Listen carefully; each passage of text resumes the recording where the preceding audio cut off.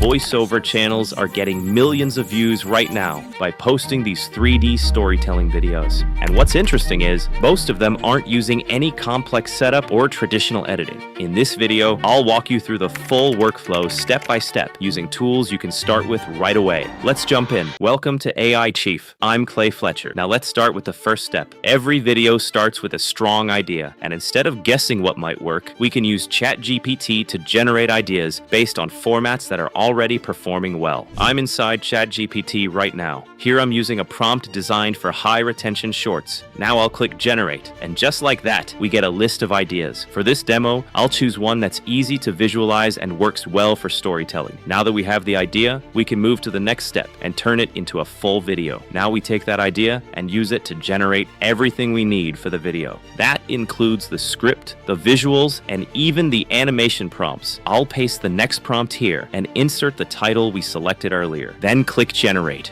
This part is where things become much easier. Instead of building everything from scratch, ChatGPT gives us a complete structure. We get a scene-by-scene script where each part connects naturally to the next. Along with that, we also get visual prompts for each scene and motion prompts that we'll use later for animation. So at this point, we already know how the entire video will look and flow. Now let's move into Flow and start creating those scenes. I'm now inside Flow. If you want to follow along, you can open it from the link in the description and try the same steps. We'll start by generating images for each scene. Make sure image mode is selected. Set the format to 9:16 and choose Nano Banana Pro. Now I'll go back to ChatGPT and copy the visual prompt for the first scene. Paste it into Flow and click generate. After a few seconds, we get the first scene. You'll notice the style looks clean and consistent, which is important because all scenes need to match for the video to feel smooth. Now I'll continue with the rest of the scenes using the same process. Copy the prompt,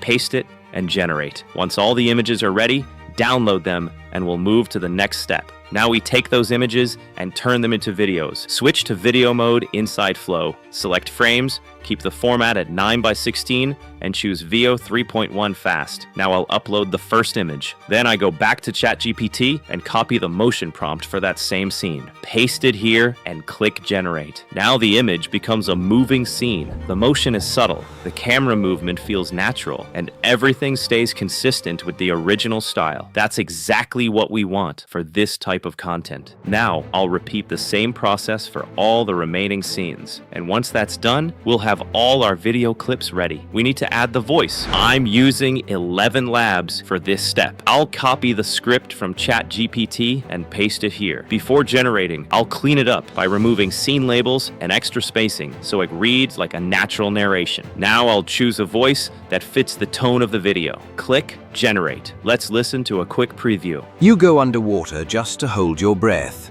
It feels easy at first.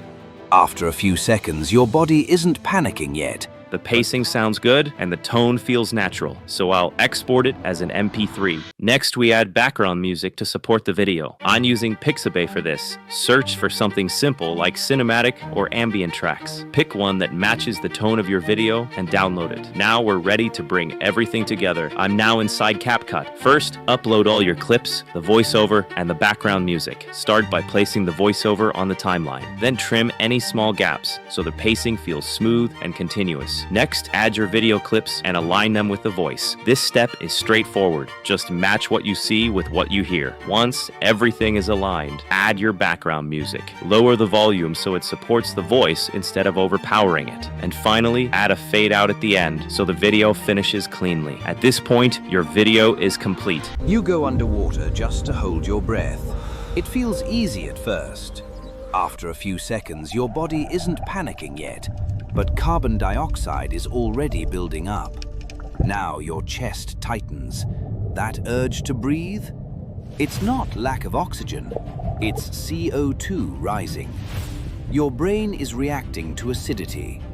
CO2 turns your blood more acidic and forces your body to breathe. If you ignore it, oxygen actually starts dropping. That's when blackout can happen without warning. You don't feel oxygen running out, you feel carbon dioxide rising. That's why staying too long underwater can catch you off guard. What makes this workflow work well is how each step connects to the next. You start with an idea, then build a script around it, turn that into visuals, and finally bring everything together into a finished video. Once you go through the process once, it becomes much easier to repeat and improve over time. If you want to try this workflow yourself, you'll find all the prompts and tools in the description below. Start with one idea, follow the steps, and build your first video. If you enjoyed this tutorial, subscribe to AI Chief for more step-by-step AI workflows. Thanks for watching, and I'll see you in the next one.